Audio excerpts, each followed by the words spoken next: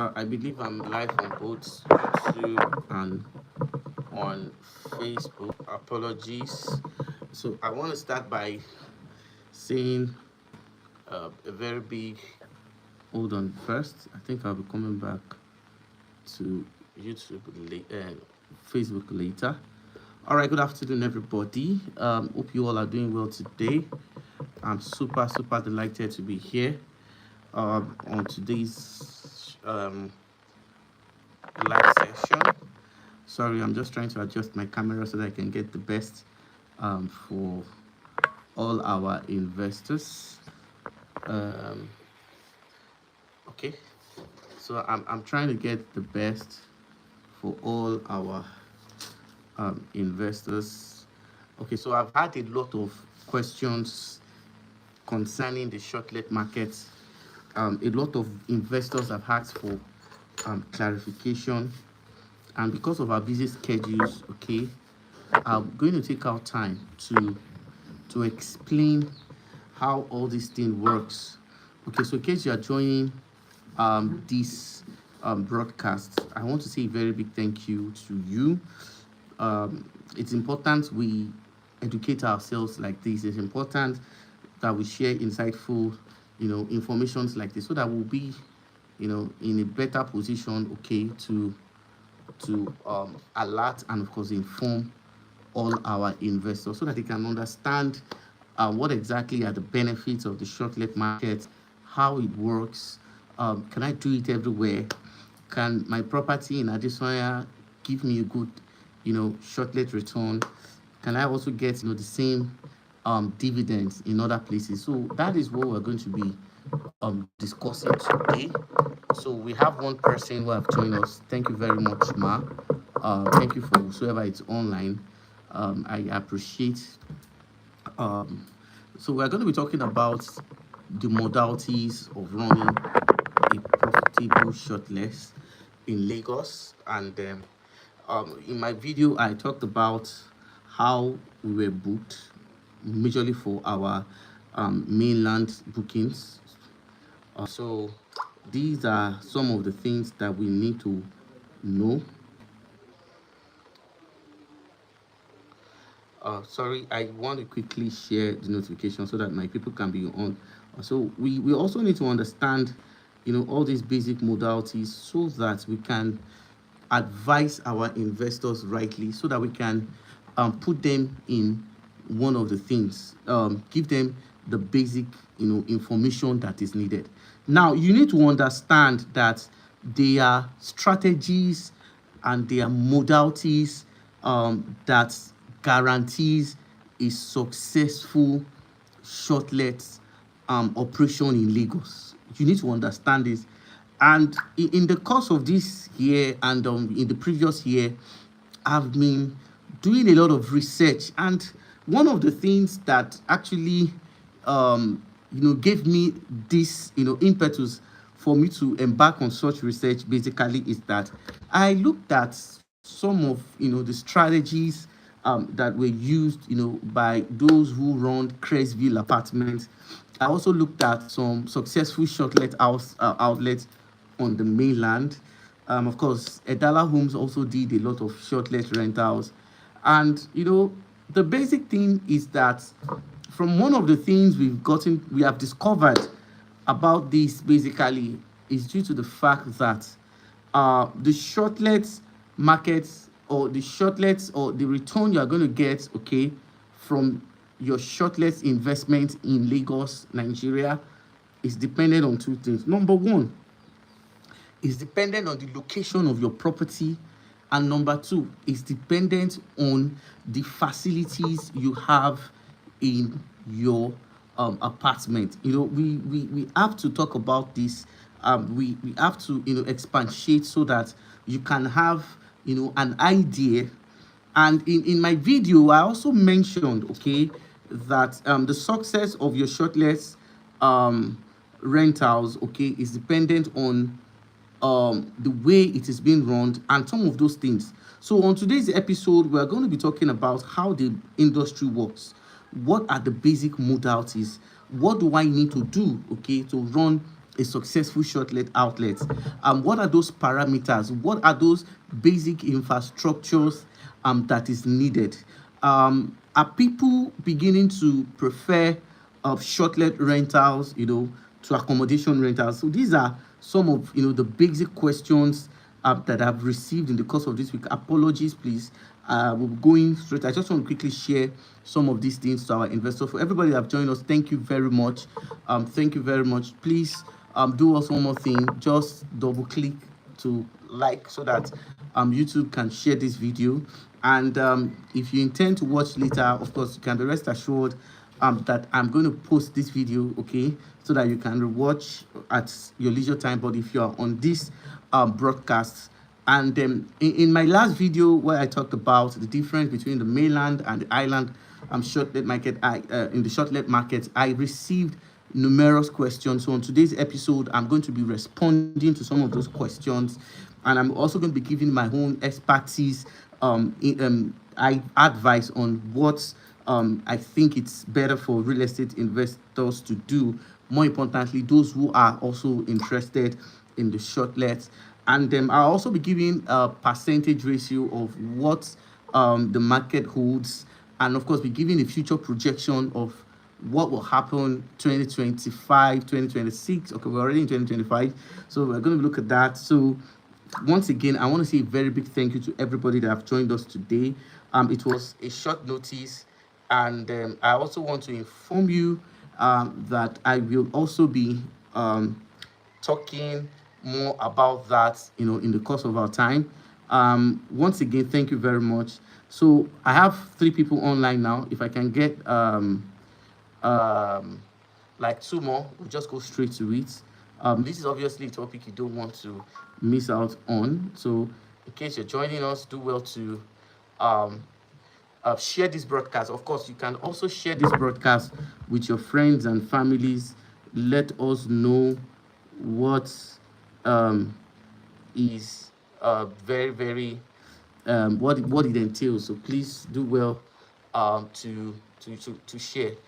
Thank you very much. Hello, thanks for joining us on this broadcast. I truly appreciate this. I truly appreciate this. Thanks for joining this broadcast. So I'll also be going live on Facebook very quickly. Thank you very much for everybody that have joined us. All right, so let's just go straight at it without wasting so much of our time. Okay, so I'll be going live on Facebook as well. So for some of you who may not be able to join me on Instagram, on my YouTube, you can also go to my Facebook. You can also join us. So let's quickly go into it. So let's talk about the 2025 shortlet markets. Was it a profitable venture? What was the experience that people had investing in the Lagos shortlets?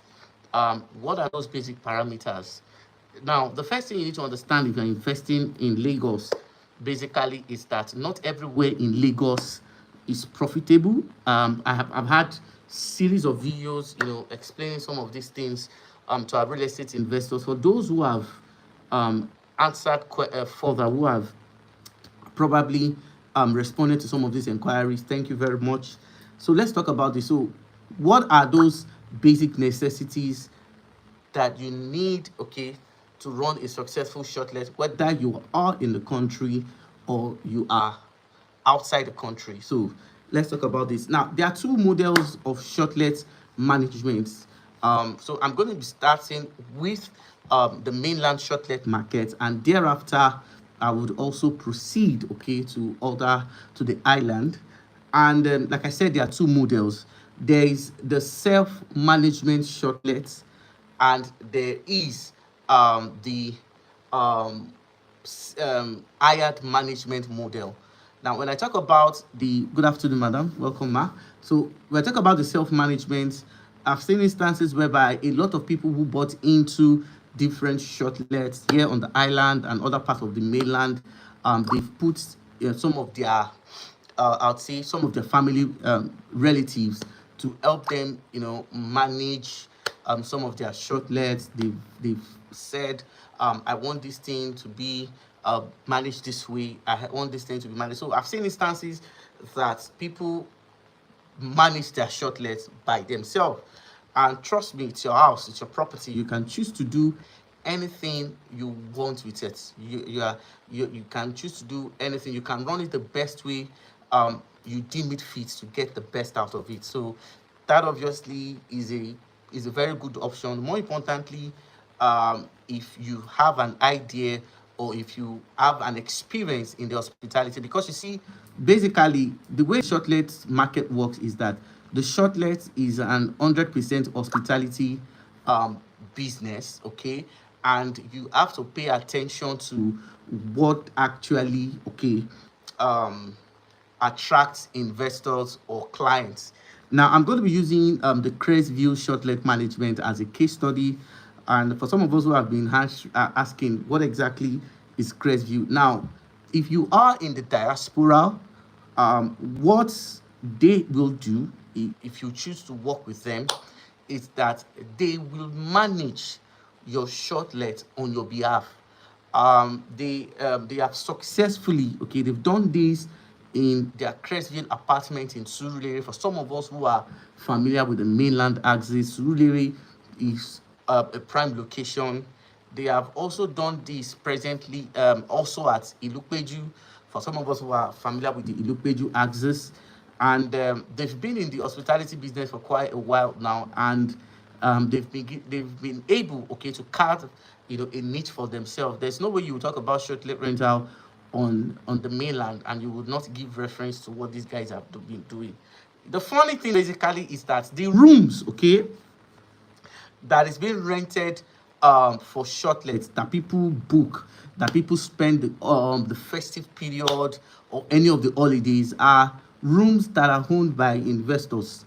Investors, some people are not even in the country, some are in the country.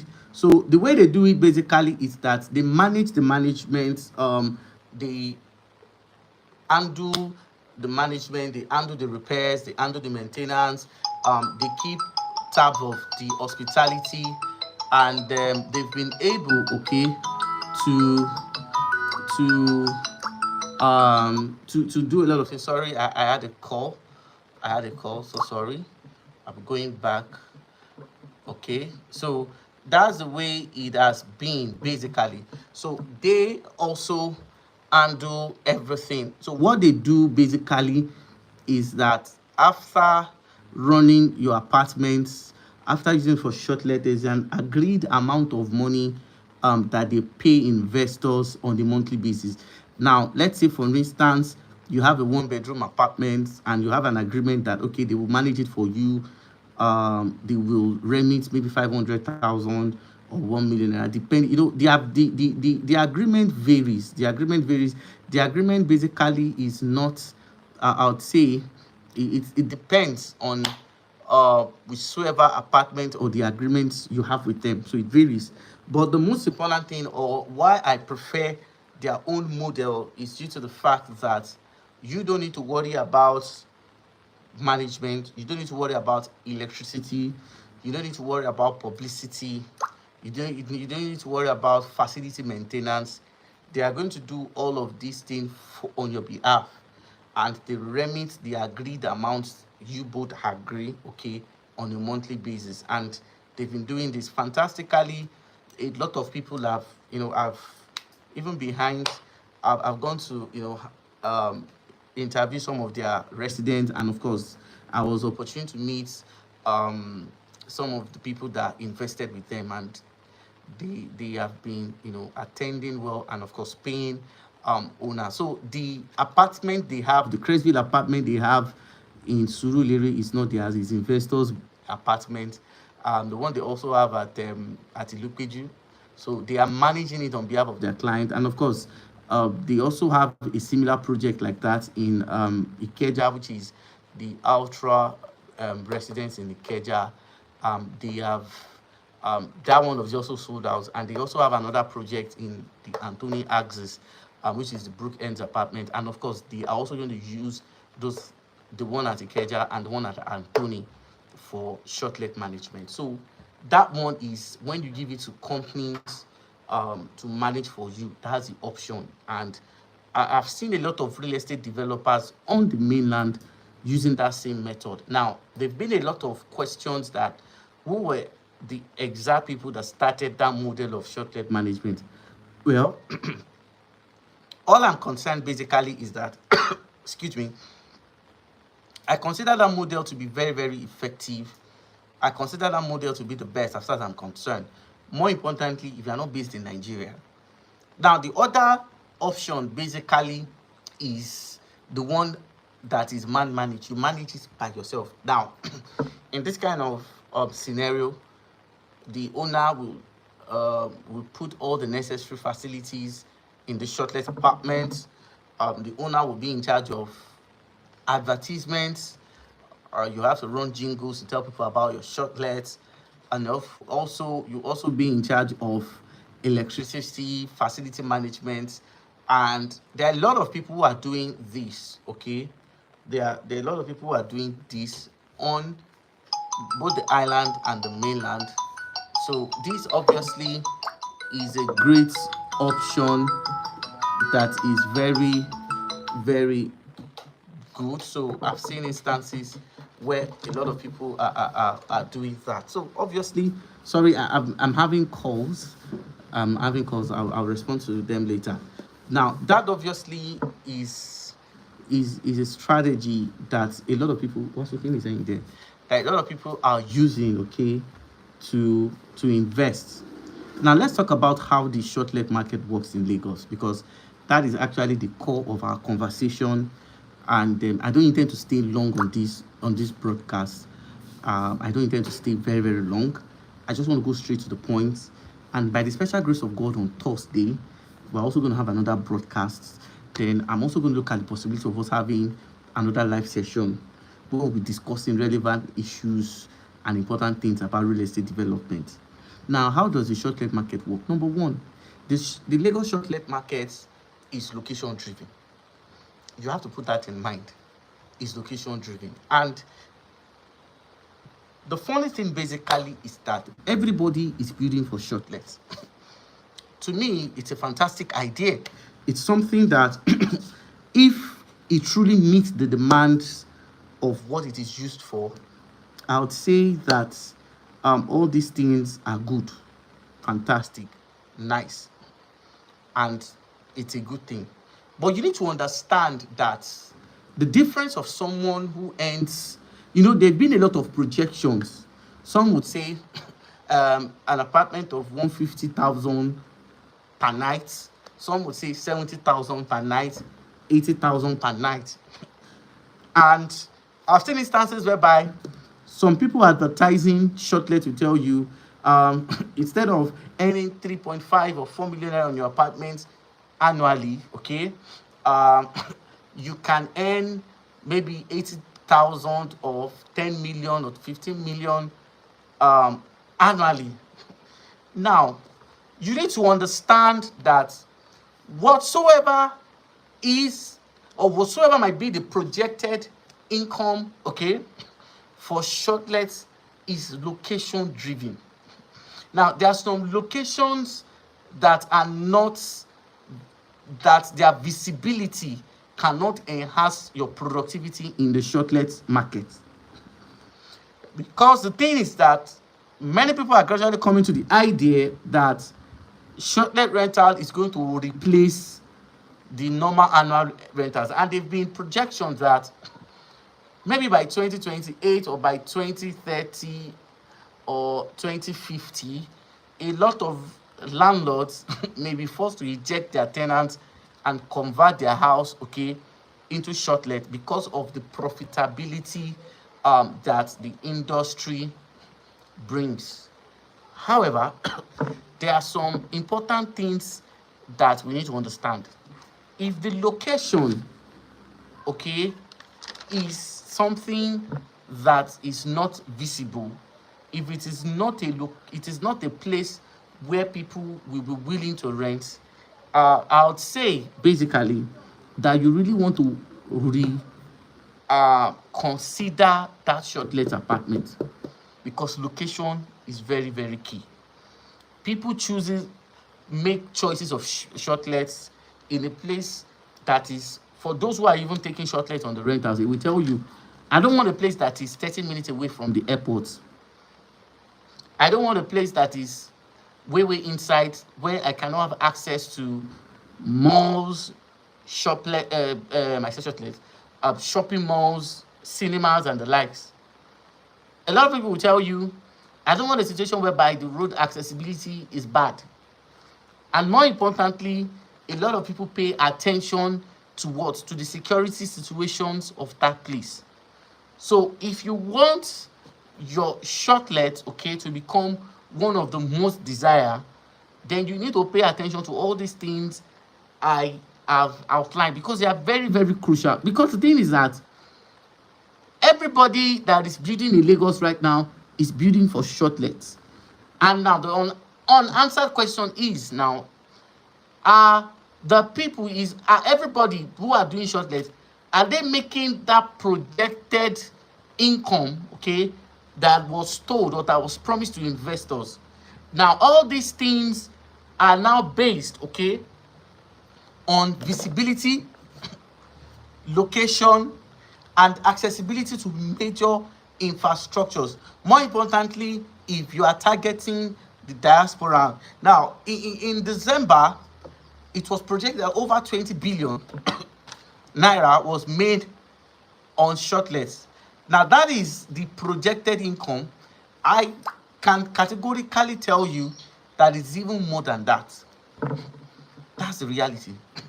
It is more than that. Because it is not everybody that revealed what they earn during the Christmas and the New Year or the festive period. So it is more than that. So location is very crucial. So the way the shortlet market works basically is that if you can get your location right, you have solved, let's say, 35% of the problem. Then the next thing you also want to look at are the facilities. Now, a lot of people have been asking questions. Which of the apartments, which of them was fully rented? Now, so someone asked me, do we have high rental rates for studio apartments? Do we have high rental rates for one-bedroom apartments? Do we have high rental rates for two-bedroom apartments? Now, the first thing I would say basically is that rentage is based on the client's preference. Like, you cannot expect a man who is coming maybe with a family of 2 or a family of 3 to rent a one-bedroom apartment.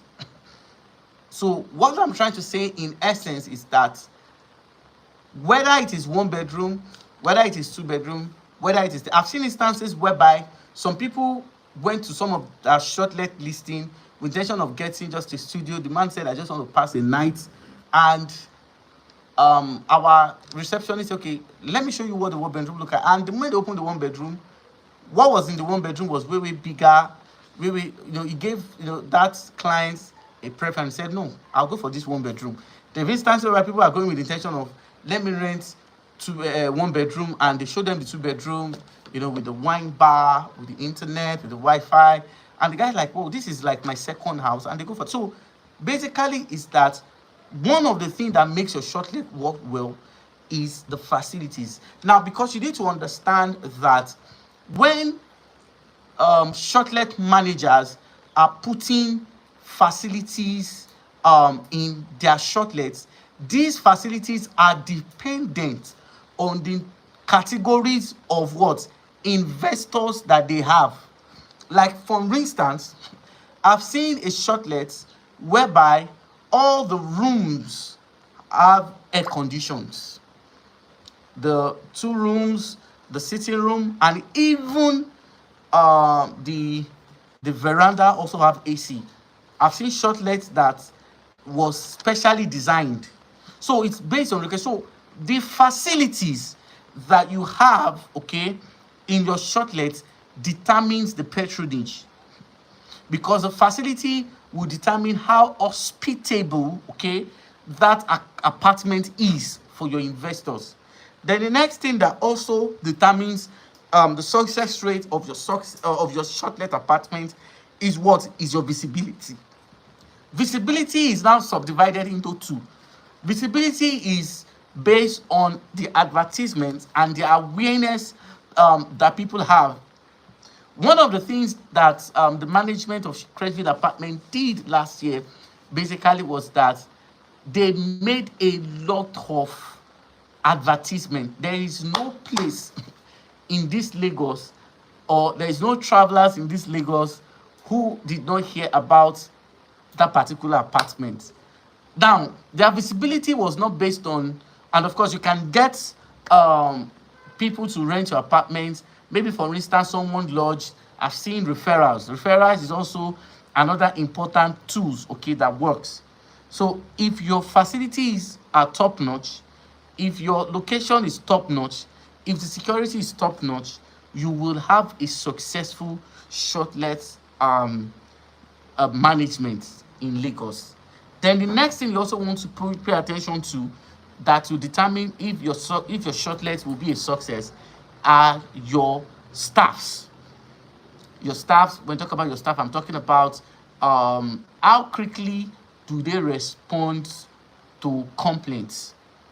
Like, for instance, if you visit a shortlet, how do the receptionists attend to them? Surprisingly, there is a shortlet outlet. I'm not going to mention their name because once I mention their name, it will seem like I'm advertising them. The moment you book them and they are aware of your time of arrival, their own level of hospitality has risen to the point that they will pick you at the location you are. Let's say, for instance, you're at the airport. They have an Uber service, okay, that will pick you at the airport and successfully bring you into the what? Into your apartment. And in fact, the Uber service is also available for any journey you want to go to. Let's say, for instance, you want to go to the spa, you want to go to the malls, you want to go to the, just name it. The Uber service is readily available to convey you to any destinations that you want to go to. So you cannot compare the success rates of such shortlet services to other shortlet services. Do you understand? So you see, the success rates of your shortlet is dependent on the kind of services you are providing. It's as simple as that. So if your services are top notch, like, for instance, I've seen instances whereby if you lodge into the shortlet, they have their canteen downstairs, okay. Some give you a menu of the meals, okay, that are available. There are those who help you with your laundry. I've seen that before. So there are some shortlet management company that run almost the same service as some of these 3 stars, 4 stars, and 5-star hotels. So if you can be so creative, okay, to station and include those features to your shortlet apartment, your success rate is very high. Because you see, if they tell you we make 20 million a year, we make 8 million a year, we make 5 million a year, we make 10 million a year, that amount that is being projected can only be guaranteed if you have top-notch customer service. How receptive are your secretary?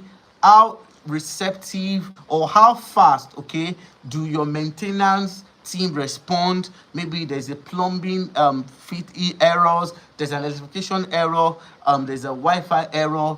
How frequent does your maintenance team or every member of your team respond to this? See, these are some of the things that